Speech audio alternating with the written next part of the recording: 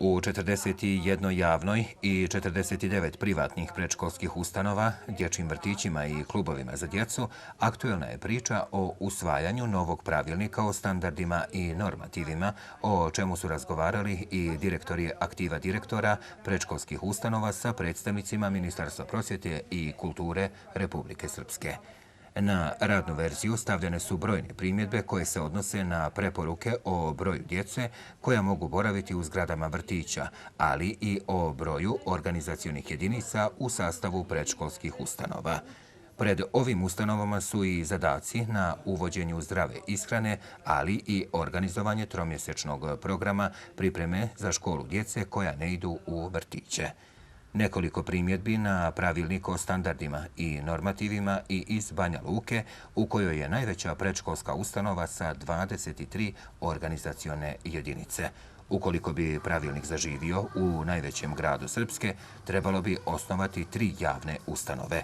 Neslaganje i s prijedlogom da u jednoj zgradi ne bi trebalo da boravi više od 100 mališana. To znači utrostručavanje finansijskih troškova, to znači usložnjavanje organizacije rada i komplikaciju, a ako uzmemo u obzir da treba da idemo ka restrikcijama koje su tendencija grada Banja Luke i nove uprave grada Banja Luke, novog gradonačelnika Igora Radojičića, a samim tim na taj način se postavlja pitanje da li je to i opravdano. S druge strane, stav 1 tog člana govori da u jednoj predškolskoj ustanovi po modernim pedagoškim standardima trebalo bi, ne kaže se da mora, ali trebalo bi, to je na koncu i nekakva preporuka, da u jednom objektu bude između 75 i 100 djece. A to šta to podrazumijeva? To podrazumijeva u konkretnom slučaju u gradu Banja Luci gdje imamo preko 2000 zahtjeva, odnosno roditelja koji čekaju na jedno od mjesta u gradu Banja Luci. Značilo bi da moramo da ispišemo 694 djece da bismo obezbijedili takav standard, takvu preporuku. Nigdje ne piše da se mora, ponavljam, moram biti poštena, međutim, ako je to nekakva preporuka, onda bi znači i da treba da ispoštujemo. To naravno poteže pitanje obuhvata djece. Ako se uzme u obzir da je u gradu Banja Luci u privatnim i javnim ustanovama imamo blizu 30%, 28,9% obuhvati djece, nekim od vidova predškolskog vaspitanja i obrazovanja, to bi značilo da mi smanjujemo obuhvat djece u suprotnosti s onim što bi trebalo da radimo, a to je povećanje obuhvata djece. Iz Ministarstva prosvjete i kulture odgovor. Ovo je samo radna verzija o kojoj treba razgovarati. U decembru mjesecu mi smo u skladu sa našom obavezom taj pravilnik, tekst pravilnika, radne verzije pravilnika okačili na naš sajt. 8 dana su predstavnici i predškolskih ustanova i drugi zainteresovani društveni partneri imali mogućnost da daju svoje primjedbe, sugestije i komentare, nakon čega će naravno radna grupa za izradu tog pravilnika neke prihvatiti opravdane, a naravno neke nećemo biti u prilici da prihvatimo na temelju argumenata, naravno.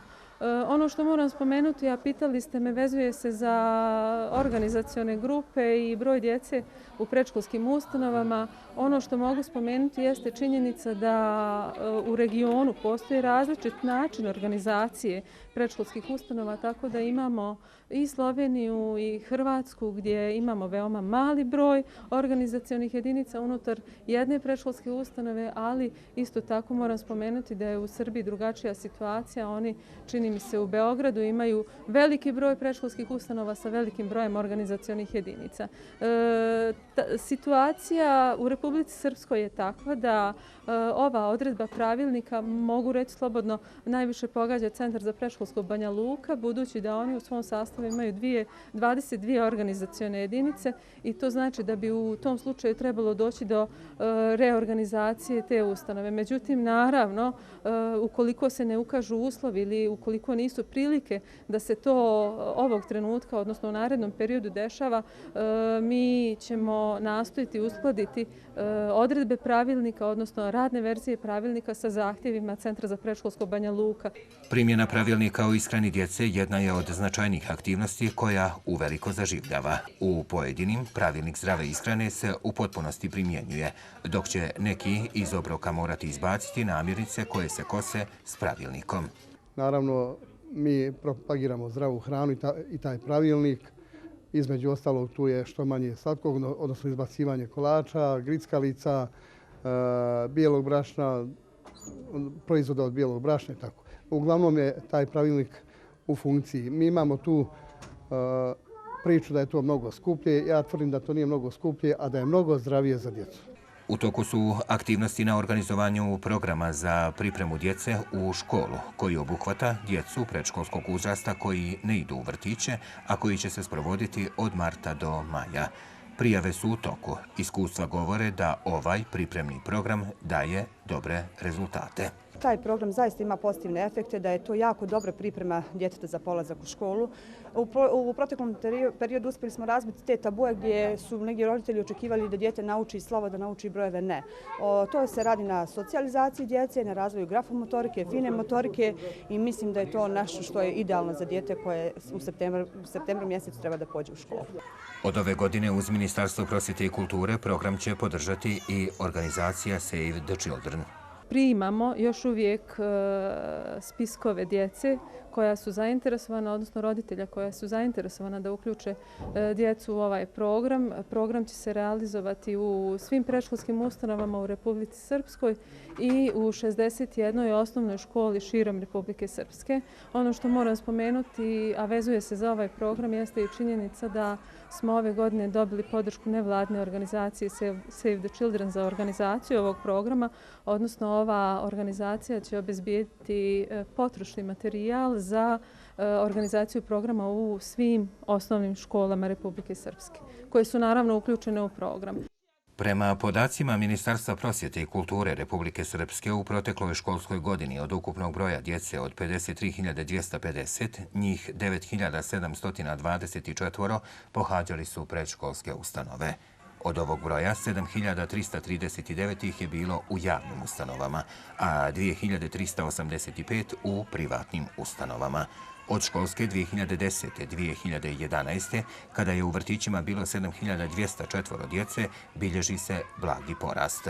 Podaci ukazuju da je godinu poslije bilo 7.614, a u školskoj 2012-2013. godini 7.604 djece.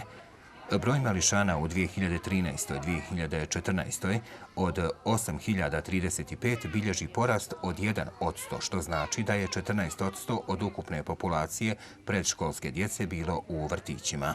U pretprošloj školskoj godini procenat je uvećan za 1,5%, kada je u vrtićima i klubovima za djecu boravilo 8.564 djece predškolskog uzrasta.